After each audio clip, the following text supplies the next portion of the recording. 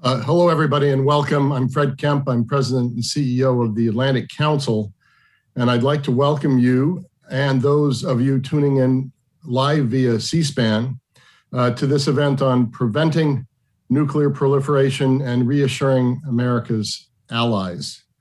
I would also like to acknowledge and salute the Chicago Council on Global Affairs. It's always an honor to work together with you, Ivo, and the Council with whom we're hosting the event. We're joined today by an extraordinary group of speakers, including Ivo Daalder, the president of the Chicago Council on Global Affairs, U.S. Ambassador to NATO, 2009-2013.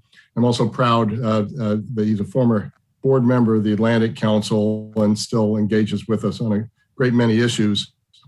Delighted that former Secretary of Defense Chuck Hagel is here, former Assistant Secretary for Nonproliferation, Christopher Ford, and former Deputy Assistant Secretary of Defense for Nuclear Policy, Elaine Bunn.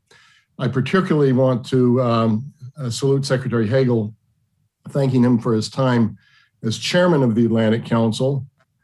He still serves on our International Advisory Board. He serves as a distinguished statesman, and I turn to him for advice all the time. So thank you so much, Secretary Hagel, for all you do for the Atlantic Council, but also continue to do for our country. As the Biden administration develops its national defense strategy and considers its approach to nuclear policy, the Atlantic Council has brought together this event to shape the thinking on how to strengthen America's nuclear security guarantees and consider nuclear policy issues, including modernization. Today's panel emerged from a truly first-class report published by the Chicago Council in February. The report was published by a task force co-chaired by Secretary Hagel and also former Secretary of UK Secretary of Defense, Minister of Defense Malcolm Rifkind, and former Australian Prime Minister Kevin Rudd, and Kevin also serves on our International Advisory Board with Secretary Hagel. And then Ambassador Daalder was its project director. And it argues that fraying American alliances in a rapidly changing security environment have shaken America's nuclear security guarantees and threatened the 50-year-old nuclear nonproliferation regime. So we'll consider themes from the paper today, and at the front end of the panel, you'll hear Ivo give you a nice summary of some of the key points in that paper. America's more than 30 formal treaty allies depend on a strong U.S. nuclear deterrent for their security. Just last week, the Scowcroft Center, the Atlantic Council Scowcroft Center's Forward Defense Practice Area, released an issue brief arguing in favor of continuing the bipartisan plans to modernize the U.S. nuclear triad, including intercontinental ballistic missiles, submarines, and bombers. Today's event will consist of a panel discussion moderated by Washington Post national security correspondent, Missy Ryan. To our viewers, if you would like to have a question considered during today's event, please tweet it using the hashtag AC Strategy, or submit it if you're listening to us on Zoom by using the Zoom Q&A function. So now it's my pleasure to pass the virtual stage to Missy Ryan, a reporter of the Washington Post covering Pentagon, military issues, and national security, will be moderating the panel. Thank you everyone for being here, and I look forward to a great discussion. Over to you, Missy. Thanks, Fred. It's a real honor to be here with this distinguished group of panelists discussing this important topic. And so I think as we start, it would be helpful, as Fred mentioned, if we ask Ambassador Daalder to summarize for the audience the chief conclusions of this report. And I'll just add one additional request there. Can you just sort of tell us, as you summarize this, why amid all of the challenges that the United States is facing at this moment, why is this the right moment to focus on nuclear guarantees and the threat of continued proliferation? Thanks, Missy. Thanks, Missy. And Fred, thank you so much for helping us to put this on. And it's always great to collaborate with you and with the Atlantic Council as we have on so many issues in the past, and I'm sure we'll do so in the future. And Missy, as you asked, where did this come from? It really came from a realization that as allies were starting to question the ability of the American alliance guarantees and the security guarantees, which were emphasized and became worse in the Trump administration, but already existed before, while at the same time they were facing a security environment that was rapidly changing in Russia, with in Europe with the Russian conventional and nuclear modernization, in China with the rapid buildup of its military, including nuclear capabilities, of course, also the North Korean threat. Allies were starting for the first time really in about 30 plus years, asking the question, if we get to a war and this escalates to the nuclear level, who can we rely on? It's a question that used to preoccupy allies throughout the Cold War. It was particularly big in the 1960s, but also returned in the 70s and the 80s as a key issue. And we thought it was important to remind people about the contribution that the United States nuclear guarantee has made to preventing the proliferation of nuclear weapons among allies. If you go back to the mid-1960s, to the intelligence community assessments of the likelihood of further proliferation, what was then called the nth country problem, it was America's allies, Germany, Japan, South Korea, and other countries that were seen as the most likely proliferants. That was ended, first by the signing of the Nonproliferation Treaty, but second, and most importantly, by a much more significant commitment of the United States to secure the nuclear defense of its allies in Europe and Asia. And so as the credibility of alliance guarantees are questioned, this issue of whether or not a country should defend themselves by acquiring their own national capabilities or look for other nuclear guarantees from other countries than the United States was coming to the fore. So that's why we put together a task force. We at the Chicago Council that, as Fred said, was co-chaired by Secretary Hagel, Prime Minister Rudd, and Secretary Malcolm Rifkind and we had former defense and foreign ministers, importantly, not just from Europe, but also from Asia. And we very deliberately looked at this problem not as a NATO problem or not as an East Asia problem, but as an allied problem of the United States. We described, of course, the problems in the report, the growing threats that allies face, and are convinced that we need to redouble the guarantee of the United States to its allies, and spent as much time thinking about how do you reassure allies as you think about how to deter adversaries. And the reality is that it is often much more difficult to reassure allies, because they have to be 100% certain that there is going to be a nuclear the nuclear guarantee is going to continue. Whereas when you are trying to deter someone, there has to be some uncertainty about whether or not the United States will be willing to use nuclear weapons on behalf of its allies. And so how do you reassure? And we lay out a series of recommendations. I won't go in detail, but I'll just point to a few critical ones. First, of course, it is critical for the United States to reaffirm all of its security commitments and its treaty commitments to all of its allies, steps, by the way, that the Biden administration has already begun. But it is then also necessary to back those up by significant steps on the military side, including reversing the withdrawal decision of U.S. troops from Germany, signing, as has already happened, new security arrangement agreements with South Korea and Japan, and starting to have a serious dialogue with allies about issues once again. For 30 years, that dialogue really has taken place at a lower level than during the Cold War. We think it needs to be enhanced. The allied partners should be part of the nuclear planning process. We should get back into the business of doing nuclear exercises that importantly will have political leaders as part of those exercises, something that hasn't happened for 30 years, but during the Cold War happened on a regular basis. That way you reassure allies that in our own planning in the United States, we take their security very seriously.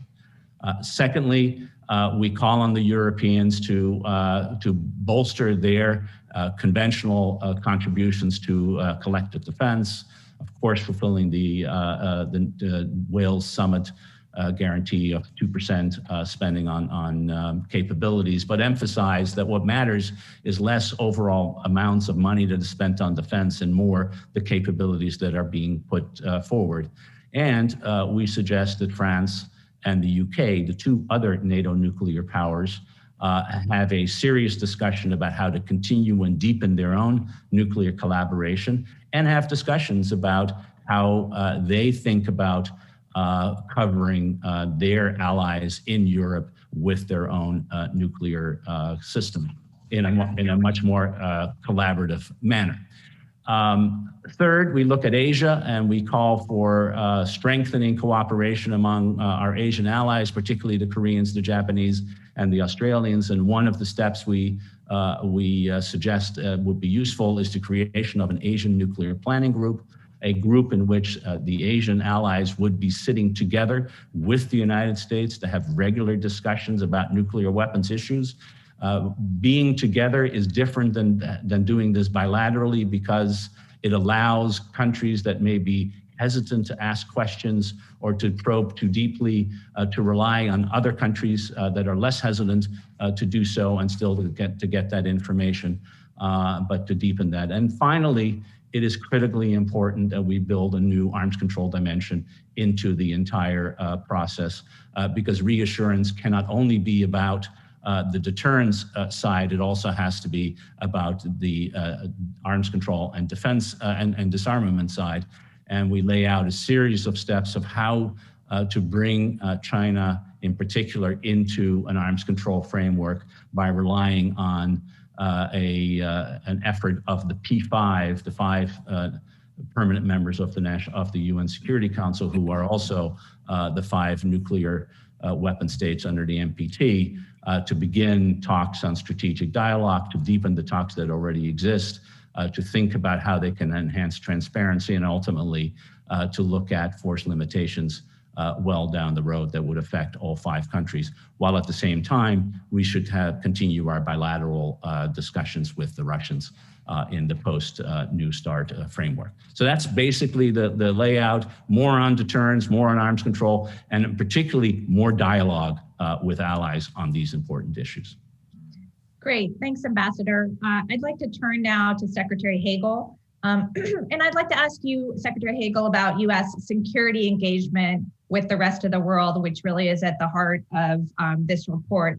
And there's been a lot of talk by President Biden and his team about restoring U.S. alliances, that America is back. On the other hand, we do hear skepticism from allies in Europe and elsewhere based in part on the deep political divisions that the United States is experiencing and some of the unpredictability that has caused, including related to international pacts and treaties. So I'd love for you to tell us your perspective on this and how it relates specifically to nuclear security and decisions around nuclear weapons in terms of the trust and the alliances that the United States has with the rest of the world.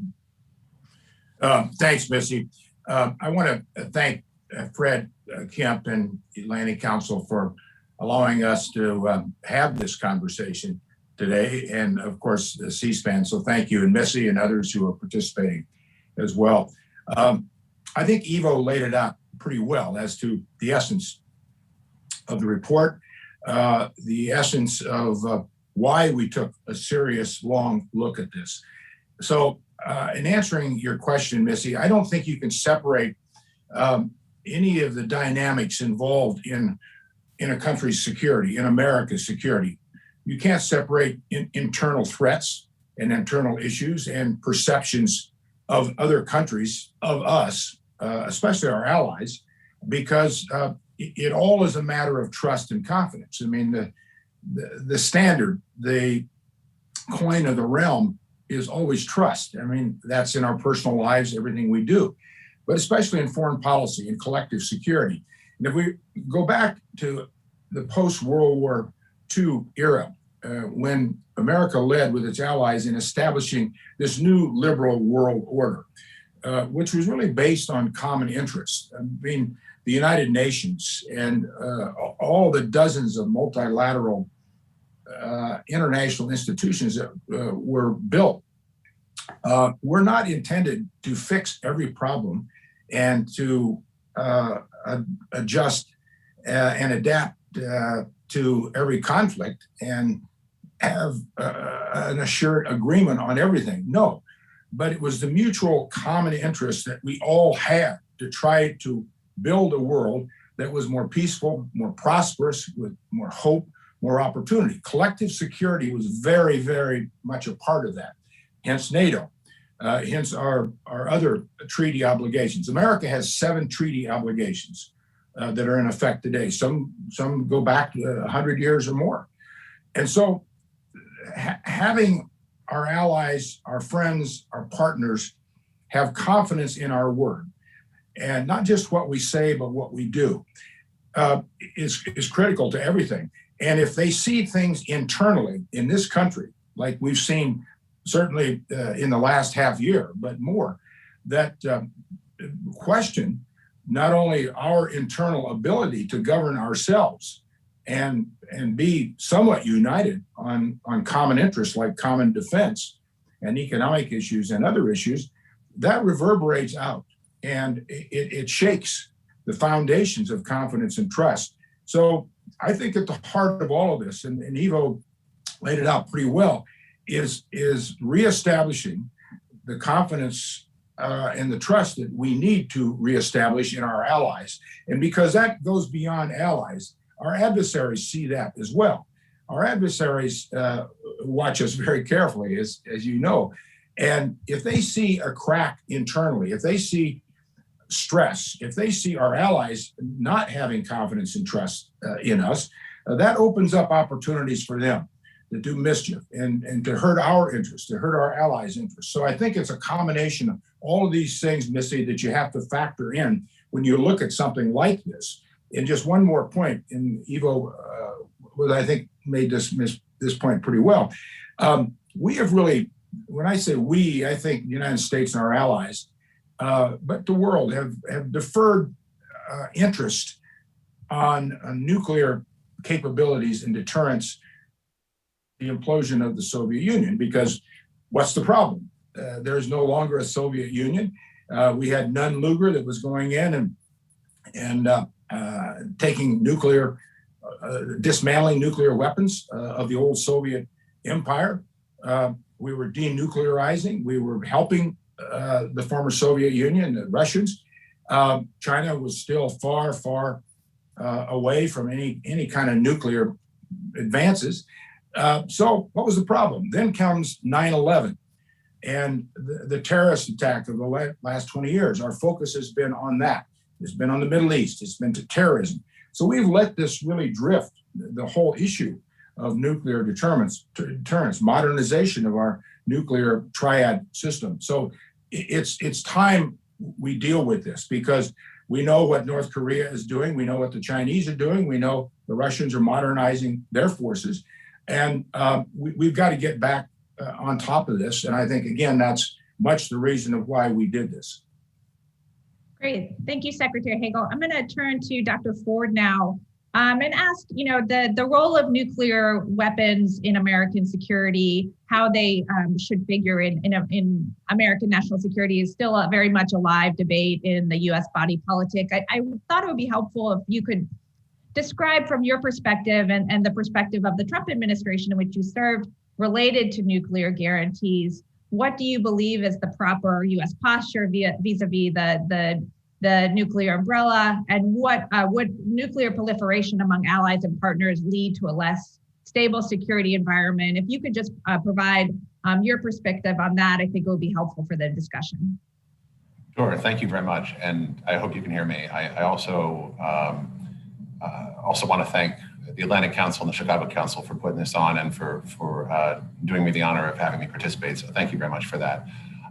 From my perspective, I would start by agreeing with what Ivo has outlined and what the report outlines about the importance of nuclear guarantees, both to our direct security interests in the alliance collectively with our allies, and also to the to nonproliferation. I think in some respects, U.S. security guarantees may, in fact, I mean, if you could peel back the cloak and see the inner decision-making questions in a number of countries, my guess would be that U.S. security guarantees have played at least as important a role in actually turning off existing nuclear weapons programs in countries around the world than institutions even like the NPT. We've had enormous success in leveraging the treaty commitments of the NPT coupled with U.S. alliance guarantees to keep there from being a great deal more proliferation, as the report alludes to. From my own perspective, I think the nuclear aspect of U.S. guarantees is critical. It's not the entirety of our deterrence. And the extended deterrence the United States offers to its allies and partners is, has many components to it, but nuclear is one of them, and it has always been an absolutely critical piece. And I think you can see that the alliance has been, our alliances in general, I don't want this to be a Eurocentric discussion either, both in the Indo-Pacific and in Europe, our alliances have faced considerable and growing strains from strategic developments there going back quite a few years. And the nuclear guarantees that we offer to our allies are critical to helping reassure them that those alliances are indeed still fit for purpose. Their purpose, of course, being originally to deter, in large part, overwhelming conventional aggression, not just nuclear aggression. Their ability to do that has been challenged by ongoing developments in both Russia and in China, depending upon one's regional perspective. And in both cases, the treaty system that we have come to rely upon and our approaches to collective security, both during the Cold War and in the post-Cold War era, have been challenged by geopolitical revisionism. Europe is a great example of this, but it's not the only example. It's been a centerpiece of Russian policy really ever since Vladimir Putin came to power, as he made very clear in a 1999 publication upon coming to the Kremlin in December of that year. It's been a key point of Russian strategy, in effect, to relitigate the post-Cold War dispensation in Europe. And the major pillars that we all collectively built around trying to lock in place that post-Cold War peace, if you will, have been systematically and methodically undermined ever since by the Russian regime. You look at the INF Treaty, most obviously, the enormous success that we once had in eliminating an entire class of nuclear delivery systems has now been undone by massive Russian violations, which resulted in the collapse of the treaty. The Open Skies Treaty, similarly, congenital Russian violations ever since the treaty came into force in 2002, undermining the confidence building purposes of that treaty. The Conventional Forces in Europe Treaty, never really complied with, or at least certainly not recently, for many years by the Russians. The Vienna document transparency process. What the Russians have been doing is systematically taking aim at the pillars of what the international community tried to do to lock in place the post-Cold War dispensation and the peaceable, non-competitive strategic environment that we sort of hoped we would be able to take for granted thereafter, after the fall of the Soviet Union. And our nuclear guarantees, as well as our conventional power and the perception of our willingness to be there with both of those things, are critical to ensuring that our allies feel what they need to feel in order to feel secure against the growing threats they face both in East Asia and in Europe. And that's why, for example, in the Trump administration, in response to the elaborate growth of Russian non-strategic nuclear weapons capabilities, dual-use capabilities, INF violations, and things of that nature, took a couple of steps to help shore up the nuclear guarantees that we offer to our allies. The new W76-2 lower-yield ballistic submarine-launched ballistic missile warhead, for instance, was designed to offer the West something of an answer to these new lower-end Russian capabilities, lower-yield tactical theater things, but to do so in order to support deterrence, but to do so in a way that was deferential to European sensibilities, which very clearly would not have been particularly pleased with additional deployments of U.S. nuclear weapons on European soil. It was a way I thought, a very deft answer to an alliance deterrence problem. Similarly, we took steps to restore the submarine-launched cruise missile capability that the Obama administration unilaterally abandoned in 2010 to the consternation of our allies, especially in East Asia, who felt that was an important piece of how it was that aggression would be deterred in their theater. We have, yes, there was an allusion a few minutes ago to a drawdown of troops in Germany. I personally didn't agree with that, but let's also remember that we reached an enhanced defense cooperation agreement just last year with Poland and increased the rotational presence of U.S. troops in Eastern Europe, where they, of course, would be more likely to be of use in a crisis with Russia in the first place. So, let's not forget the steps that were importantly taken over the last 4 years, and remember the broader story arc of challenges to the alliances based in Beijing and Moscow policy, which we need to show seriousness in confronting. And I would say that as a final point, these challenges have been mounting at a time in which the alliance, the members of our alliances have been to some degree, especially in Europe, less and less interested in the nuclear piece of that alliance, at least in some key countries. This is not just America's problem to fix, and nuclear guarantees and their effectiveness are not simply about what is said or done in terms of US posture and in Washington. Another piece of this is to correct the drift in strategic seriousness that I think all of our alliances suffered to some degree in the post-Cold War period, when we tended to assume that all of that nasty, unpleasant, and dangerous great power competitive stuff was in the rearview mirror, and we didn't have to worry about it anymore. There's been a loss of strategic seriousness in a number of our European partners here when it comes especially to the nuclear side. A number of European countries and their political classes are flirting with the nuclear weapons ban treaty, for instance. That obviously is a fundamental challenge to the nuclear reassurances that the alliance is designed to provide. In Washington, you hear even today, in recent years, there are people in important positions now who flirt with the idea of a no first use policy or a sole purpose declaratory policy with nuclear weapons, which would essentially remove the utility of nuclear weaponry as a way to deter conventional non-nuclear attack against not just us, but our allies, most importantly. You see support for dual capable aircraft and the NATO nuclear sharing arrangements in Europe wobbling, in particular in certain important countries. So these are all symptoms of a flagging strategic seriousness when it comes to the basic purposes for which our alliances are put together. And that's a US and allied collective challenge to try to fix. And I hope that we can make a lot of progress in that in the months and years ahead.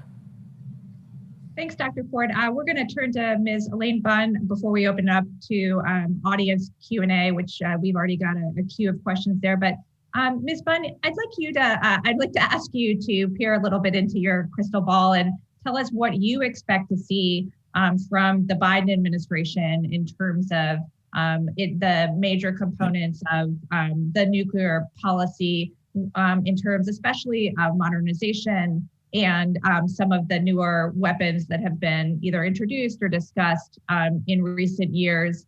And just tell us a little bit about whether or not you expect them to continue to modernize, what the position on the triad will be. Any insight you can give us into that would be helpful. Thanks.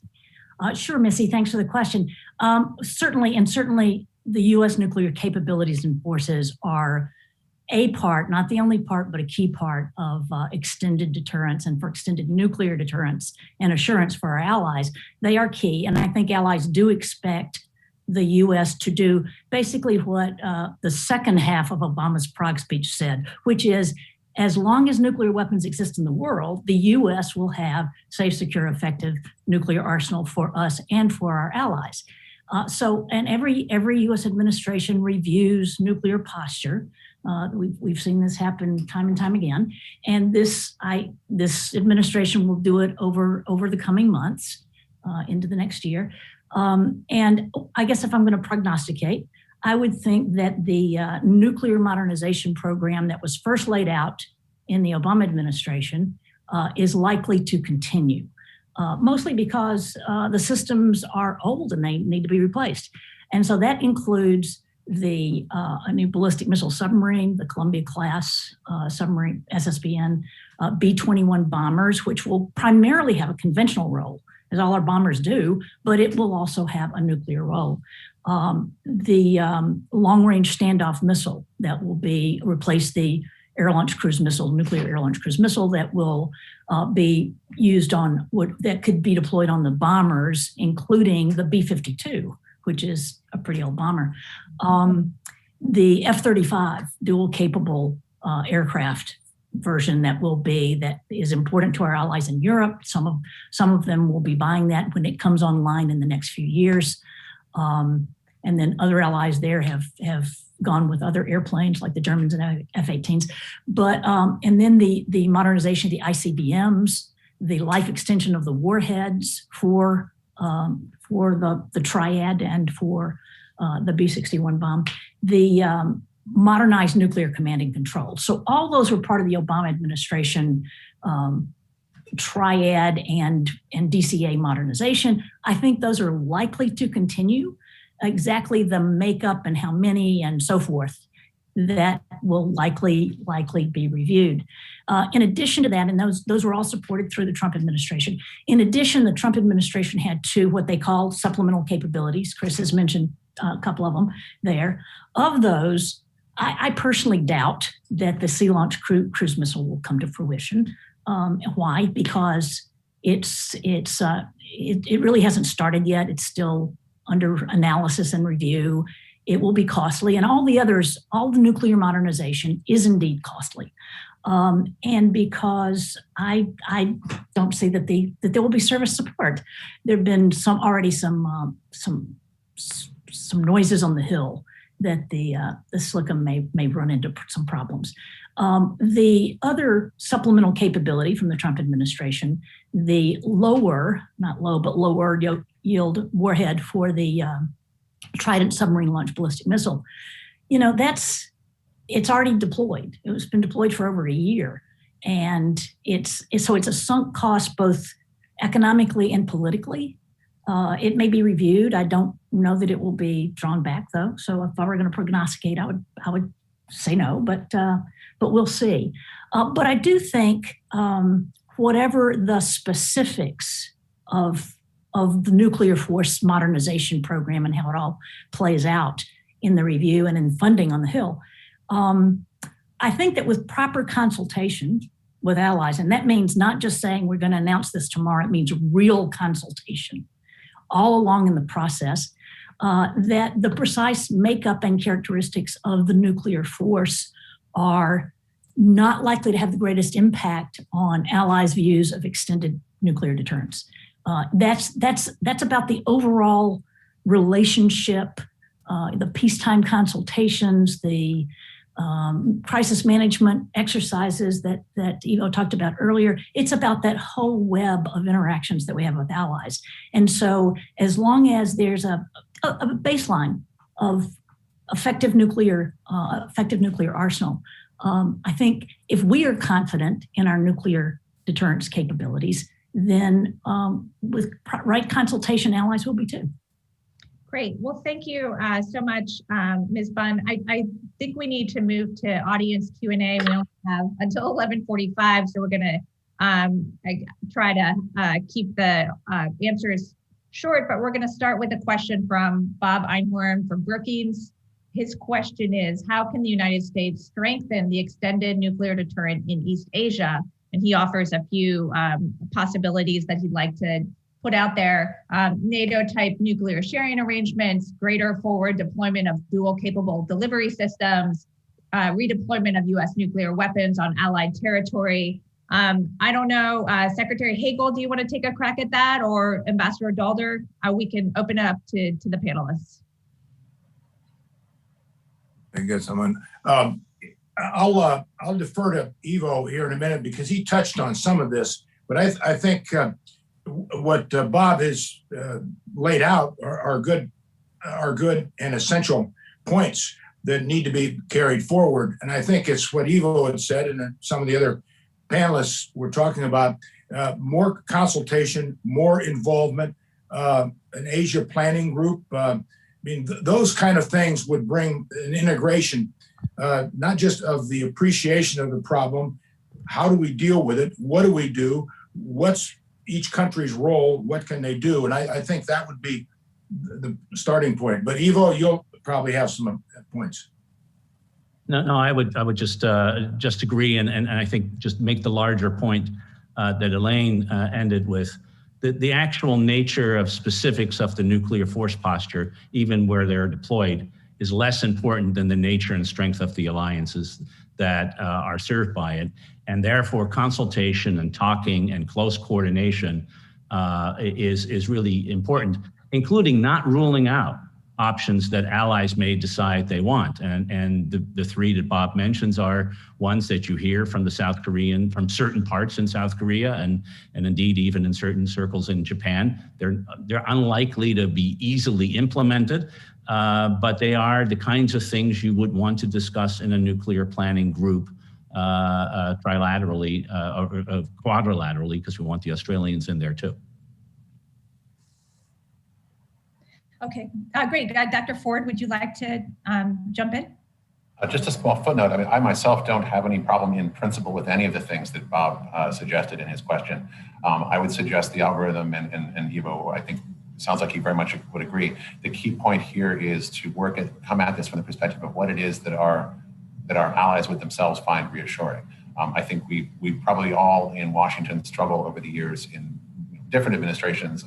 It's often a similar problem of deciding what we think the right answer is from the perspective of alliance reassurance and what we want to do with our nuclear posture, and then having to go explain to our allies why that should be reassuring to them. If we were to approach this from the perspective of what it is that they think they need and use that as perhaps the jumping off point for our own discussions in terms of how we approach the alliance, that would be probably a good thing for all concerned. All right. I'm going to move on to another question. This comes from, please excuse me in advance, Marcus, for perhaps mispronouncing your last name, Marcus Garlauskas, Senior Fellow at the Skokov Center at the Atlantic Council. Marcus says, some argue that admitting the reality that North Korea is nuclear armed and will remain so for years to come will undermine the reassurance of US allies and fuel further proliferation in the region and globally. My view is that admitting this unpleasant reality would help the United States to motivate and justify improved reassurance and counter proliferation efforts. What do the panelists think about this? Do we sort of acknowledge and swallow the fact that North Korea may remain a nuclear armed nation or not? Ms. Bunn, do you want to jump in on that? Sure, Missy. Look, right now, North Korea does have nuclear weapons, and therefore we need to work with our allies in the region about how do you deter conflict and certainly deter nuclear use. So admitting that we need to deal with today, we can still have the aspiration for North Korea giving up its nuclear weapons, but we do now, and I think we will need to continue in the future to work with them about how do we deal with the facts as they are now, and those are not inconsistent. Anyone else want to jump in on that before we move on? All right, I'm going to move on. We have another North Korea related question from Sangmin Lee, a reporter from Radio Free Asia. And the question is, what is your suggestion? And it's of course, $100 million question here. What is your suggestion to deal with the North Korean nuclear threat? How do you assess nuclear deterrence against North Korea? Ambassador Dalter, do you want to take a crack at that? Yes, I guess. I mean, this is a tough issue, but I think there are two things that you're trying to do. One is you want to reassure your allies that you take the threat seriously and that you have a strategy for dealing with that. The strategy for dealing with the North Korean threat has to be both an emphasis on deterrence of any conflict, deterrence of conventional conflict, deterrence of CBW, chemical biological weapons, and of course, deterrence of nuclear use against allies and indeed against the United States. And at the same time, you need to have a strategy for engaging the North Koreans, which is also important for reassurance, because allies worry about two things. They worry about being abandoned by the United States, that the US will leave them in the lurch when something happens, but they also worried about being entrapped, that they get into a war that wasn't of their making or indeed of their interest. And so the way to deal with that is through negotiations. I'm a fan and believe that we need an incremental approach. I do think the goal of the denuclearization of the Korean Peninsula needs to remain a fundamental objective of American policy. It is something that the North Korean government itself has signed up to back as far as 1992 and repeatedly since, including as late as in the Singapore Declaration. And therefore, having an engagement strategy that tries to move us in this direction incrementally, step by step, while at the same time focusing on deterrence, is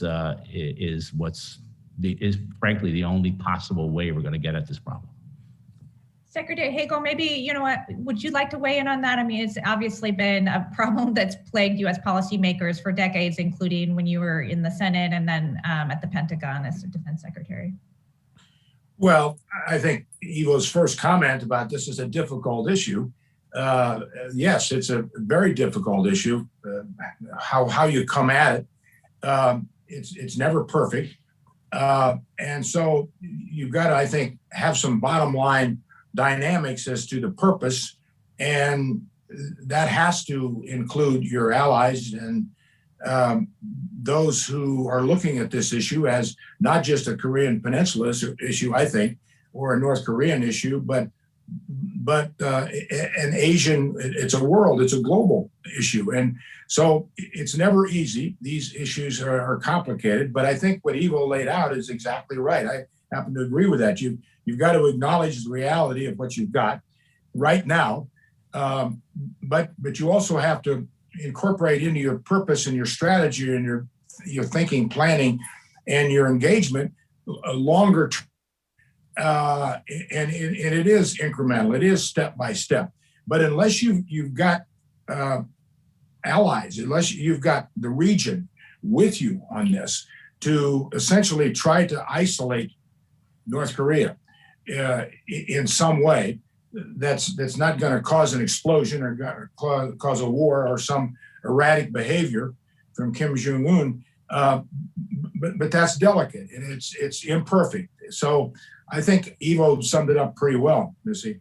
Okay, great. Well, I think we have time to squeeze in one final question, and I'm actually going to direct it to Dr. Ford. And we have about 90 seconds left. There's a question from John Leifer, and the question is, what is your level of concern regarding technology transfer between North Korea and Iran, particularly as it relates to nuclear weapons and their delivery systems? Do you want to address that, Dr. Ford, as we wrap up here? Okay, sure. I guess I would say my level of concern is high, not necessarily because enormous things have recently happened, but because that is an easily available option for both of them, and something that I think neither of those two countries would scruple in the slightest about doing if they thought they could get away with it. We regarded this as a really crucial red line, and we're watching it with enormous worry and concerned about what might perhaps come to pass there. So I think that's a great, enormous concern to be watching. And if I could say as a footnote on the other North Korea discussion, from the perspective of both deterring the North vis-a-vis South Korea and of reassuring Seoul that we really are there for them as an ally, I think it's been an important piece of North Korea's strategy to try to decouple the U.S. From South Korea through essentially mounting threats to our homeland. And that's why the ICBM capability, I suspect, is so important to them. They want us to be having second thoughts about whether we stand with the South in a crisis for fear of, say, losing Los Angeles or something. And so from a perspective of both deterring North Korean aggression and reassuring our South Korean allies, the answer to that has got to be whatever it would, and the answer may be very complicated, but it has to do with postures and doctrines and approaches that make that decoupling feel less inevitable from a North Korean perspective. And that may be a very complicated amalgam of conventional postures and capabilities, as well as nuclear reassurances and perhaps other things as well. So that's the really hard part of the mix in finding that recipe. But I think we need to be very focused upon undermining their efforts to separate those two pieces of our alliance in our heads as we go forward. Over. All right. Well, I want to thank all of our panelists. I wish we had more time for discussions, but we have to wrap it up here at 11:45. And I really would recommend everyone to go and read the full report, which has very clear summary of the issues and clear policy recommendations. And again, thanks to the Atlantic Council for organizing this event and all of the panelists for spending some time today and talking about these important issues. Thank you.